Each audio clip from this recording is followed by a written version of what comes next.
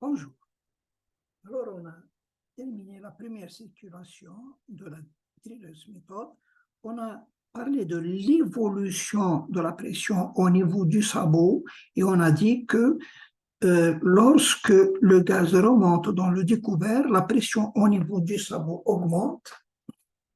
Mais une fois le top arrivé au sabot, la pression au niveau du sabot atteint le maximum. Si on n'a pas fracturé, alors on ne fracturera plus jamais après parce que lorsque le bouchon entre dans le tubage, la pression au niveau du sabot va chuter. Lorsqu'elle entre totalement dans le tubage, elle va rester constante et égale à la pression de pore moins la pression hydrostatique de la boue. Même si la pression en tête de l'annulaire atteint la PADN, on ne fracture pas ici. Donc, une fois que le top du bouchon a atteint le sabot et on n'a pas fracturé, la PADN ne veut rien dire. Elle ne sert absolument à rien. Voilà. On passe maintenant à la deuxième circulation. Alors, qu'est-ce qu'on a dans le puits? Nous avons la pompe est arrêtée. Nous avons uniquement de la boue et la boue, c'est-à-dire la boue propre, la boue légère, ce n'est pas la boue de densité requise, la boue légère, mais elle est homogène, la même dans l'intérieur et l'extérieur. Il n'y a plus de bouchon de gaz, il n'y a plus la boue qui a servi à forer, c'est-à-dire qui est chargée du kitting parce que celle-là est sortie avant le bouchon. Elle est suivie par le bouchon et elle est suivie par la boue propre qu'on a envoyée, qu'on a pompée du bac actif. Donc, les deux bouts, à l'intérieur et l'extérieur, sont les mêmes, donc on doit lire PT1, PT1. Bon, maintenant, on va, la boue de densité requise est prête, on va l'injecter. On commence, la première des choses à faire, c'est que il faut commencer par mettre le compteur de la pompe à 0. Et on commence à pomper.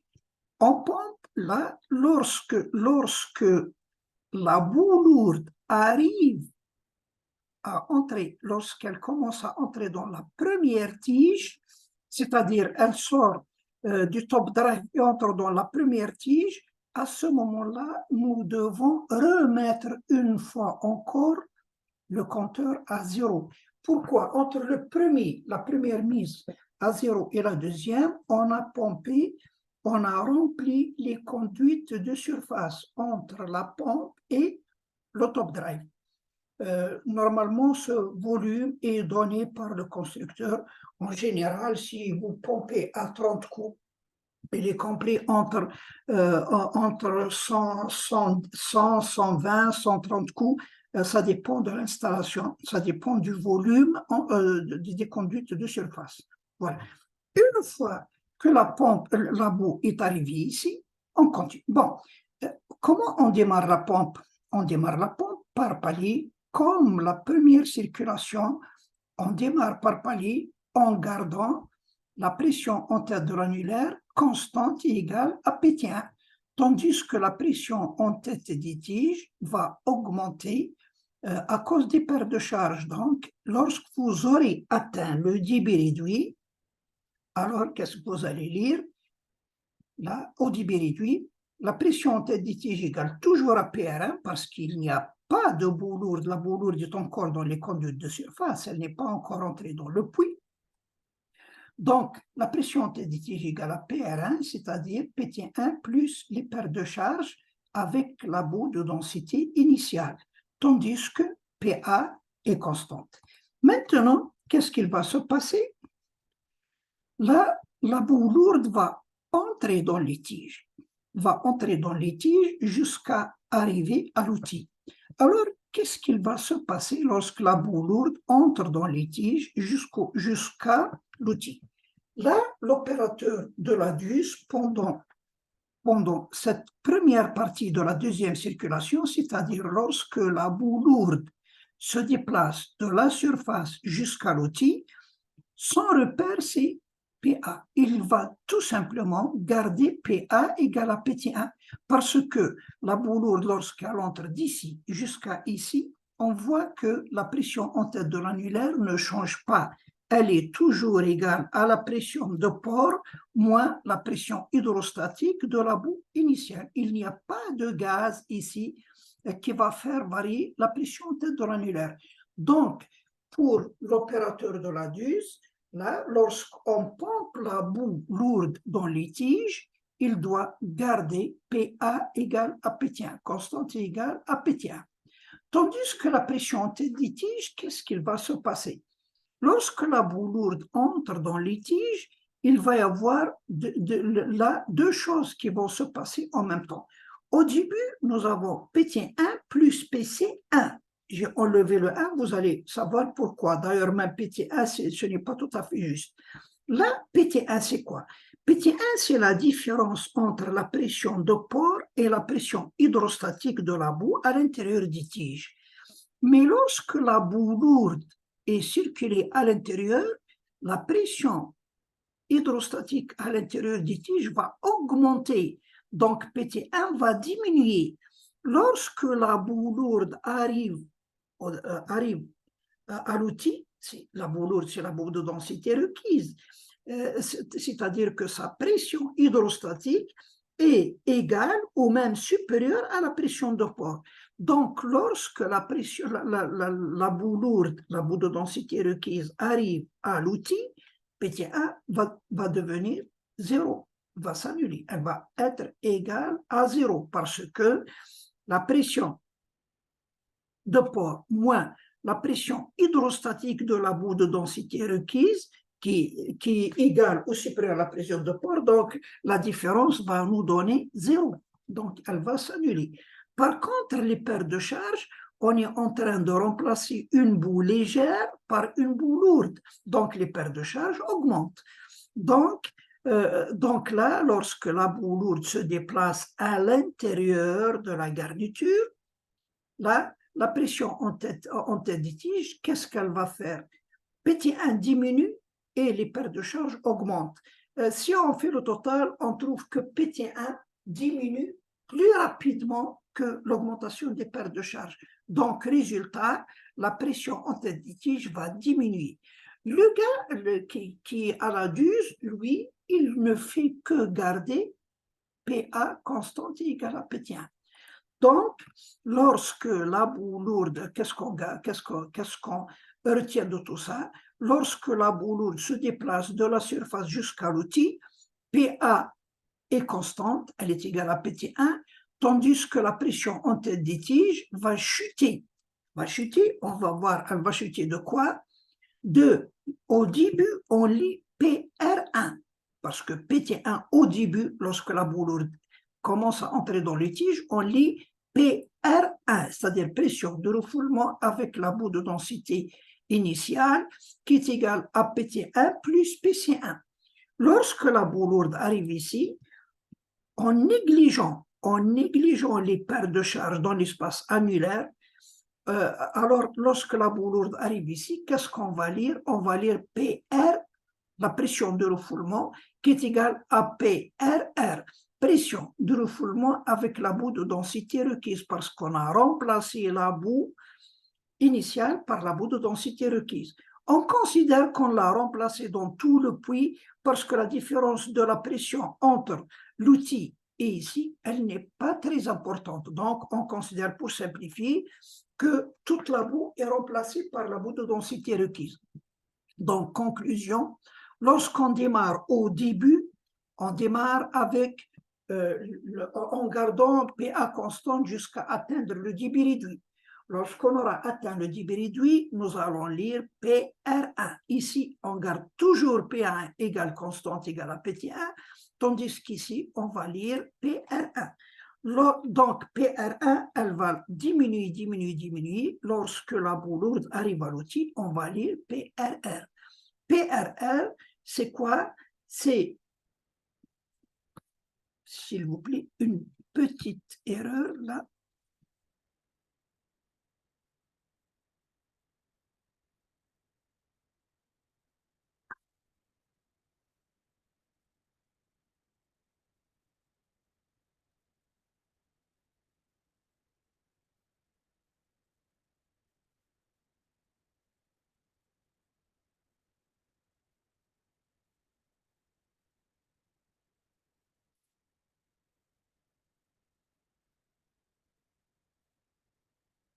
voilà, je me suis trompé ici, ce n'est pas PR1, c'est PT1. Donc, PRR qui est égal à PCN, c'est-à-dire les paires de charges avec la boue de densité initiale, multiplié par la densité requise divisé sur la densité de la boue.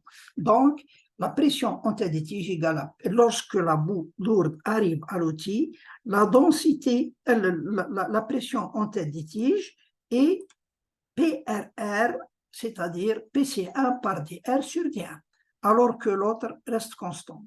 Maintenant, une fois la boue lourde arrivée à l'outil, la boue lourde commence à remonter dans l'espace annulaire. Lorsqu'elle remonte dans l'espace annulaire, elle va alourdir, elle va augmenter la pression hydrostatique. Si la pression hydrostatique augmente, PA va diminuer. Elle ne reste plus PT1.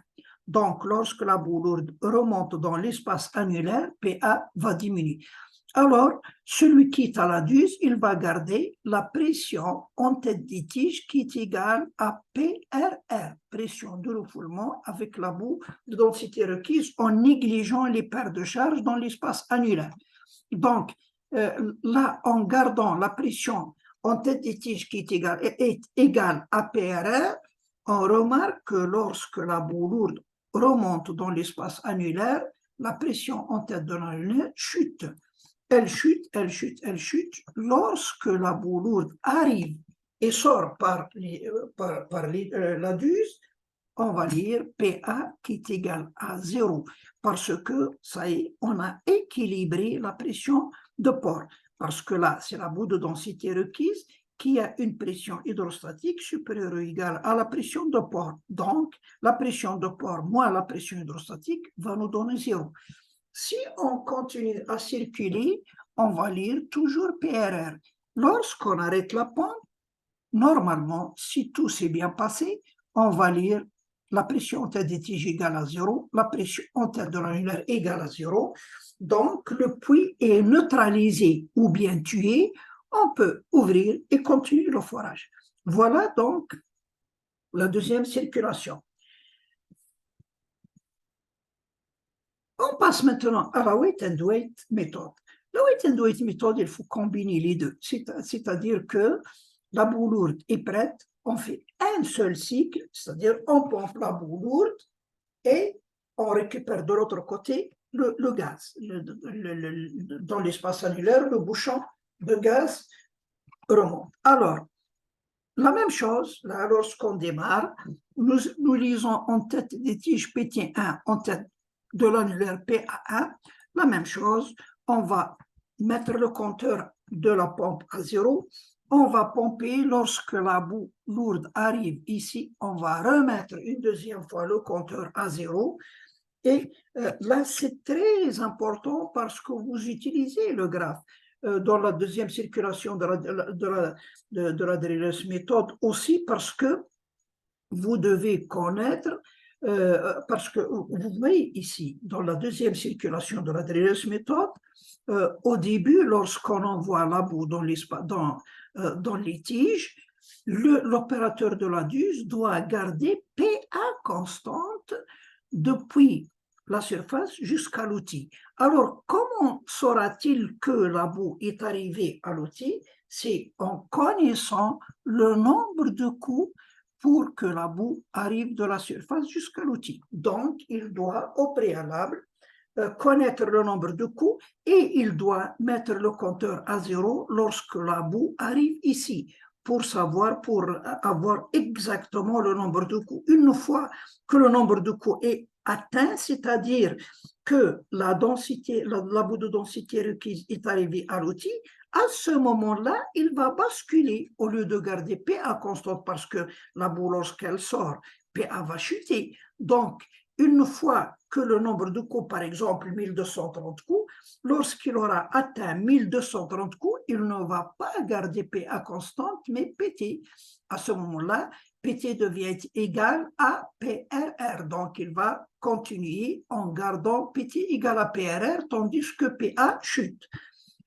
Là, dans la weight and weight, c'est un peu plus compliqué parce que là, lorsqu'on envoie la boue dans les tiges, donc PT va, tout simplement, PT va diminuer de PR1 jusqu'à PRR, tout à fait comme la deuxième circulation de la Dreuleux méthode. Sauf que dans la weight and weight, lorsque vous envoyez la boue lourde ici, le gaz remonte. Donc, le gaz remonte dans l'espace annulaire, donc PA ne reste pas constante. Ça c'est la différence qu'il y a entre la weight and weight et la deuxième circulation de la Dreuleux méthode. Alors, l'opérateur de la boue est obligé de suivre le graphe parce que les deux changent, donc il doit suivre le graphe et le graphe donne l'évolution de la pression en tête des tiges au début, lorsque la pompe est en marche, lorsqu'on atteint le débit réduit, vous voyez. Là, il doit garder la pression en tête des tiges. Là, elle n'est pas constante, mais il doit suivre le graphe, tandis que celle-là, elle augmente. Là, lorsqu'il continue à circuler, il n'a rien à voir avec PA parce que là, j'ai fait l'animation. Là, la boue lourde est arrivée ici. Là, le gaz est arrivé en surface. Mais attention, lorsque la boue lourde arrive ici, c'est possible que le gaz est déjà complètement évacué, si le puits est petit, ou bien il est encore en train de remonter, mais le gars qui est à la duse, il s'en fout de la position du gaz, il garde toujours la pression en tête des tiges qui évolue de PRR jusqu'à PRR avec le nombre de coups. Lorsqu'il atteint ce nombre de coups, par exemple 1230 coups, donc il commence PR1, lorsqu'il arrive à 1230 coups, il va lire PRR et après il va garder PRR constante, la pression tête-tige constante. Alors il n'a rien à faire de PA. Donc voilà pourquoi il faut tracer obligatoirement le graphe de la kill sheet avant d'entamer le contrôle si on utilise la weight and weight. Voilà. Donc, une fois la boue lourde arrivée au fond, elle va remonter. Donc là, on va garder la pression en tête des tiges, la pression de refoulement qui est égale à PRR, après jusqu'à ce que la boue lourde sorte par l'extérieur. Lorsque la boue lourde sort, normalement, si on arrête les pompes et on ferme complètement le puits, on doit lire 0, 0. Si on trouve une valeur différente, par exemple, au lieu de trouver 0, 0, là, il y a deux cas possibles, deux explications. Ou bien, il y a une pression piégée, ce qui n'est pas grave du tout, ou bien, ce qui est plus grave, vous avez mal calculé la densité requise, c'est-à-dire la valeur de la densité requise est fausse. Comment le savoir? Bon, vous lisez par exemple, au lieu de lire 0, 0, vous allez lire 2 barres, 2 barres. Alors, qu'est-ce qu'on va faire? Là, il faut purger.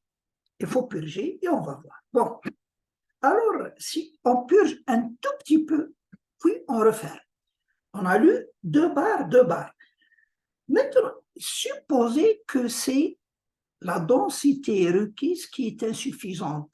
Là, lorsque vous purgez un peu et vous refermez, là, la pression des tiges reste la même. Elle est toujours 2 bars. C'est elle qui donne la différence entre la pression de port et la pression de gisement, et la pression hydrostatique à l'intérieur. Alors là, si vous avez purgé quelques instants, puis fermé, ça reste 2 bars, c'est-à-dire que ce n'est pas une pression piégée. Si c'était une pression piégée, elle aurait chuté jusqu'à 0. Mais lorsque vous purgez et vous refermez, vous allez garder les 2 barres en tête des tiges, mais là, vous avez créé une autre venue, c'est-à-dire vous avez permis à un autre bouchon d'entrer dans l'espace annulaire. Comment vous allez le savoir? C'est que PA va augmenter. Vous allez lire, par exemple, au début, lorsque vous avez terminé la circulation, vous lisez 2 barres, 2 barres, mais lorsque vous avez purgé et vous avez refermé, PT va rester 2 barres, mais PA va augmenter. Vous allez lire, par exemple, 4 barres, c'est-à-dire que vous avez un autre gain, un petit bouchon.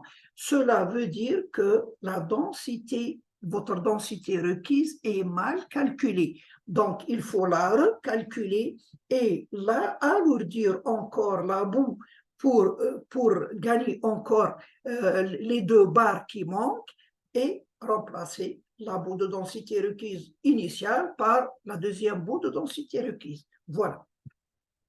Maintenant, on va voir quand est-ce qu'on utilise la drilleuse, c'est-à-dire, je ne sais pas quand est-ce qu'on utilise la drilleuse, mais en quelque sorte, quel est l'avantage de la weight and weight par rapport à la drilleuse, sans parler du fait du gain de temps si la boue lourde est prête, parce que ça se fait en une seule circulation, mais il y a autre chose. Regardez, supposez que vous avez ce puits.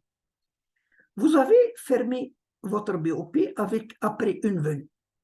Là, vous avez la zone la plus fragile. Alors, lorsque vous allez fermer, il y a une pression qui va s'appliquer ici, qui est égale à la pression de port moins la pression hydrostatique dans l'espace annulaire découvert. Supposez que vous n'avez pas fracturé ici. Bon, ça, vous n'avez pas atteint la PADM, donc vous n'avez pas fracturé ici. Bon, mais supposez que vous n'êtes pas loin de la fracturation. Par exemple, vous lisez PA ici, vous lisez par exemple 40 bars, alors que la pression de fracturation est 45 bars. Alors, il vous reste 5 bars pour fracturer. Donc, vous êtes à la limite. Est-ce que vous pouvez, vous arrivez à circuler le bouchon jusqu'à ce que, lorsque le top arrive au sabot, vous n'atteignez pas la PADM ou non? Si par exemple le bouchon, lorsque son top arrive au sabot, vous lisez ici PA égale à 43 bars alors que la PADM est égale à 45 bars, là, même si vous lisez 44 bars alors que la PADM 45 bars, il vous reste un bar et vous n'avez pas fracturé, donc vous êtes sauvé, vous pouvez continuer sans aucune crainte parce que le top est ici et vous n'avez pas fracturé. Lorsque le bouchon commence à entrer dans le tubage, la pression à ce niveau va diminuer, donc il n'y a aucun risque. Mais c'est possible que vous allez fracturer quand même. Mais supposons que le bouchon arrive jusqu'ici et vous n'avez pas encore atteint la PADM, donc vous êtes sauvé. Mais supposez que le sabot, là, lorsque le bouchon entre dans le tubage, il n'y a aucun danger, même si ici vous dépassez la PADM, vous ne pouvez pas fracturer ici parce que la pression a diminué, elle est minimale ici, il n'y a pas de risque. Mais supposez, regardez, là, vous avez votre sabot ici. Mais si le sabot est plus haut, là, il y a un problème parce que le sabot est plus haut au lieu d'ici. La première des choses, c'est que cette zone est plus fragile que celle-là. Deuxièmement, cette zone est plus éloignée que celle-là. C'est-à-dire que lorsque le top du bouchon arrive jusqu'à ici, vous ne fracturez pas, le bouchon a un certain volume. Mais si la zone la plus fragile est ici, premièrement, elle est plus fragile. Deuxièmement, le volume de gaz va encore augmenter. Il est très important ici. Alors, il y a un grand risque de fracturer. Donc, vous voyez, lorsque le sabot est profond, le risque est moindre, mais si le sabot est éloigné, vous risquez de fracturer en utilisant la drilleuse méthode. Nous allons voir dans ce même cas, ce même puits, si on utilise la weight and weight, qu'est-ce qu'il va se passer? Lorsque vous utilisez la weight and weight, vous allez commencer à pomper immédiatement la boue lourde. Si la boue lourde arrive à l'outil, alors que le bouchon le top du bouchon n'est pas encore arrivé au sabot, vous n'avez pas fracturé, et bien vous êtes sauvé. Pourquoi? Parce qu'en continuant à pomper, et bien la boue lourde va entrer dans l'espace annulaire. Là, le bouchon diminue la pression hydrostatique, mais la boue lourde va augmenter la pression hydrostatique et elle augmente plus rapidement que la diminution du au bouchon de gaz.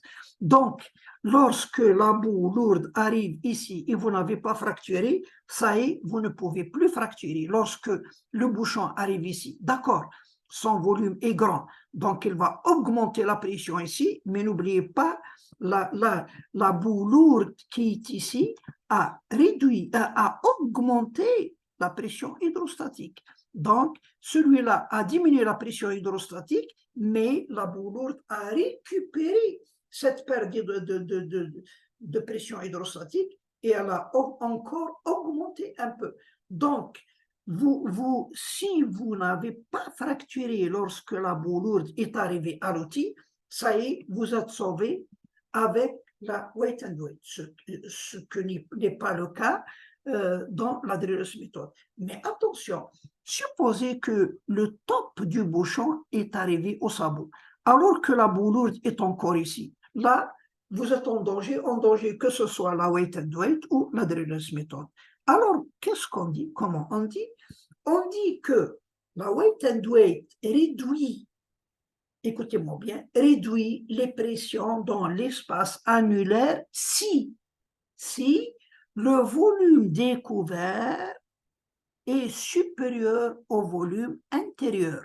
C'est-à-dire que le volume intérieur, c'est-à-dire tout l'intérieur se remplit alors que le découvert n'est pas encore, c'est-à-dire le bouchon n'a pas encore atteint le sabot. Donc, je répète, la weight and weight réduit les pressions dans le puits si le volume découvert, c'est-à-dire le volume espace annulaire découvert, est supérieur au volume intérieur de la garniture. Voilà. On va voir maintenant la kill sheet.